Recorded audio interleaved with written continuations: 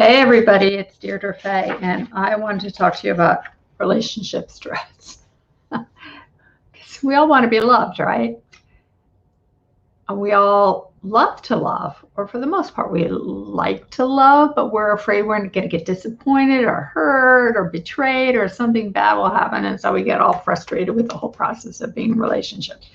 So the question is, why does it happen and how do we correct it over time in our lives, have better relationships? That's really what this is all about. So I wanted to go over that.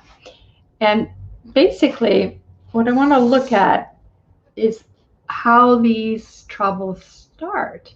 If we didn't get in the past, if we didn't get the kind of relationship that we wanted, where we felt loved and cared about and reassured, seen, known, heard, let's put it this way, if we did get that, we're going to have, in this day and age, in this present moment, we're going to have an easier time with love, with relationships. It's just a given. This is imprinted in us so that this becomes easier. Now, what happens, this is what I call or what we call in the field, the dissociative barrier, that imperceptible experience that keeps the past out of our conscious awareness unless we're taking the time to know ourselves inside and out, right? So what happens if we don't have this? And the research shows that only 1 out of 4 of us has a safe, secure, satisfying, nurturing relationship. 1 out of 4. So let's do the math. That means 3 out of 4 of us did not get that, right? That means most of us did not get this. So what happens? If we are in the past experience, if somehow, and this can be on a whole spectrum, right? It's not like, let me pull this off here. It's not like it's one and done. But let's say on a spectrum, we had people that didn't see us and our heart was hurt, didn't care about us. And this became a chronic event over time, right? If it happens once and somebody's listening to us and caring about us, then that can get repaired. That's the beauty of it. This is what contributes to this. In fact, the reason why people have a secure connection is because there was repair. There always is, and you can't help it. There's always some kind of a break. But if that's repaired and loved and cared about, and we feel heard and nurtured, right, then this gets eased away. And we end up feeling that sense of connection and warmth and safety. But the problem is, most of us, 3 out of 4,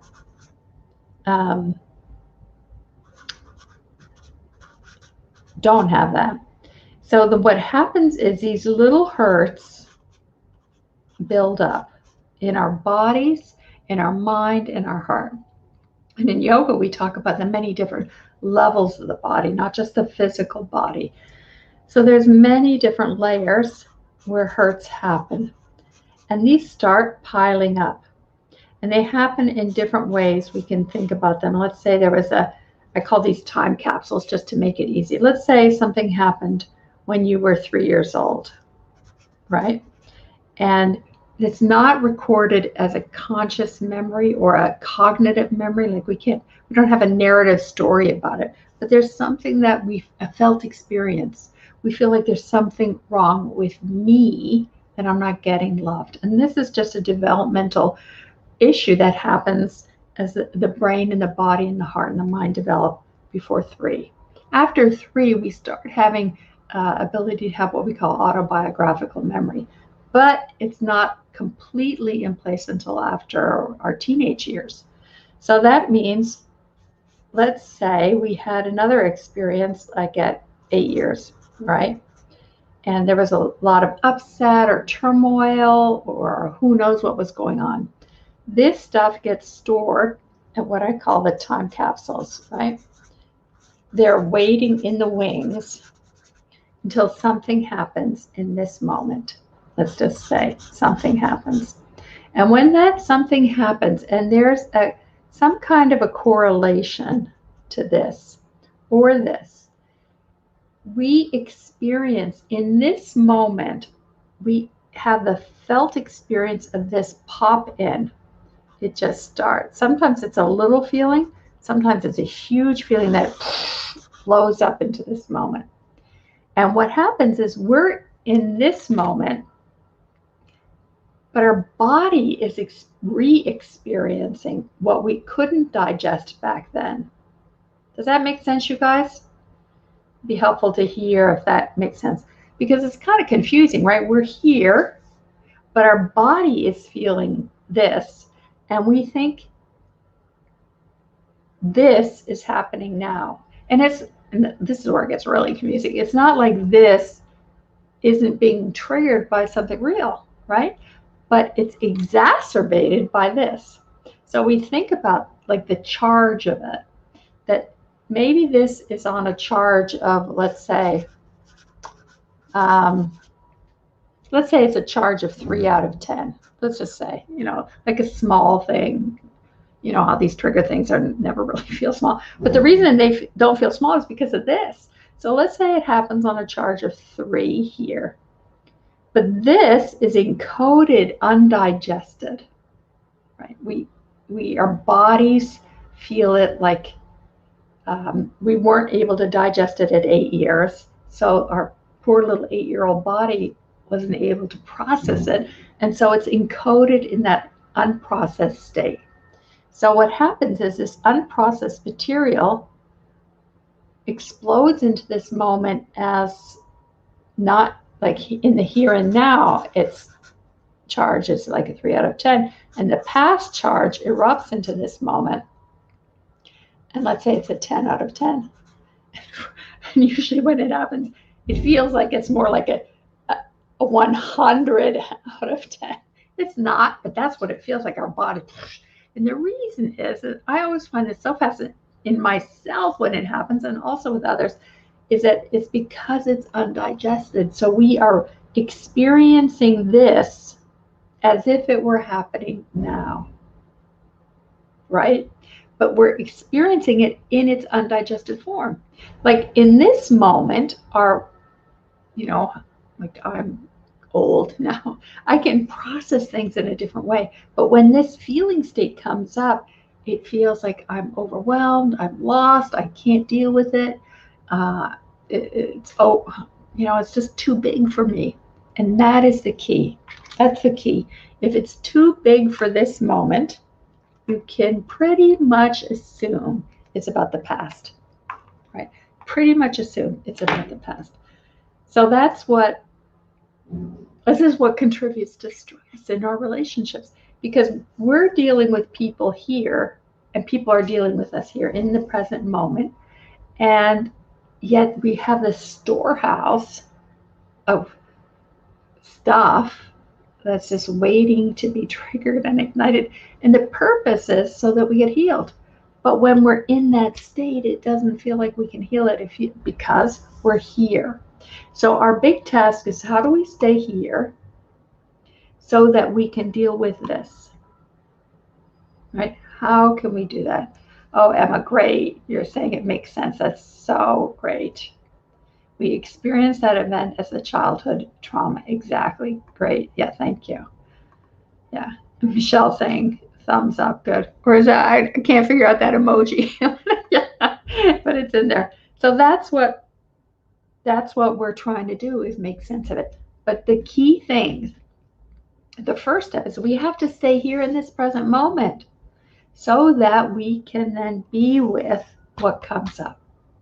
And this is where it's most difficult, is because we have to sort out what's happening now from what's happened in the past and deal with it. So one of the key ways to do that is to become aware and conscious and be with ourselves. Like Michelle is saying, mind blown. Yes, totally relatable. I get it, and especially in this COVID world, so many people are getting triggered relationally. It's, I wish it wasn't so. I wish it wasn't so for me. I certainly wish it wasn't so for you. But we can learn how to be with it. That's the beauty of it. And the more we expand our capacity to deal with it, the less the stuff is overwhelming. In fact, one of my teachers from years and years ago when I lived in a yoga ashram said the whole key is like that when we fall into a ditch, that we can get out of the ditch faster, easier, and with less harm to ourselves. Because our goal is to grow in consciousness, to grow in awareness, to be able to be present to anything that happens, to build what I call a solid, steady, secure inner core that can be with life. Michelle's asking if I'm going to post the replay that you missed at the beginning. Yes, it'll be there. Absolutely. For sure, Michelle. But that's what we want, is how do we grow ourselves inside?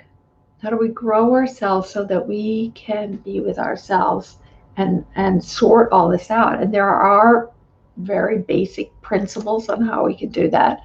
One of the things that you can do if you aren't aware of the work that I've been doing, a simple way, a free way, is through our Safe Guide. I'll put the post in there. But there's also, I want to tell you guys about Rick Hanson's upcoming course. I think it starts actually Saturday. And Rick Hanson, if you don't know, is an incredible teacher, just a heart of gold, a human being of just, the epitome of this kind of a safe, secure relationship. So he's going to be teaching a course that you may be interested in. I'm certainly going to take it, and because I can always learn from him and grow from him. Nick, you're saying the thing that always gets me is how suddenly this can happen. Do we all know that, right? It happens so suddenly. As you're saying, Nick, out of the blue, scary. 1 minute you're a 55-year-old old, next minute you're 7. Yes. Oh gosh, Nick, I so get it. And that's the beauty of having this sort itself out, so that we can actually be in relationship with ourselves. So that one of the key things I teach is that when it happens, you can be here and say, oh my God, if it's this intense now, then it must have been unbelievable back then, right? That's one of the key ways we put a little wedge in the work, so that the body, mind, and heart can calm down. So what I will do is I'll do that now. I'll put the link for the Safe Guide, and then I'll post Rick's, let's see, how do I do that? I'll post Rick's course, and I'll look forward to seeing you at the course. Okay. Lots of love to you as you sort all this out. Rhea, stay centered, grounded. In this moment, we can all make our way through, right? The problem is, in the past, we didn't know how, but now you're learning the skills, you're developing your capacity, and we can do it. Together we can do it. There's a way through. All right, my dears, I will see you, and I look forward to our next time together. All right, lots of love to you.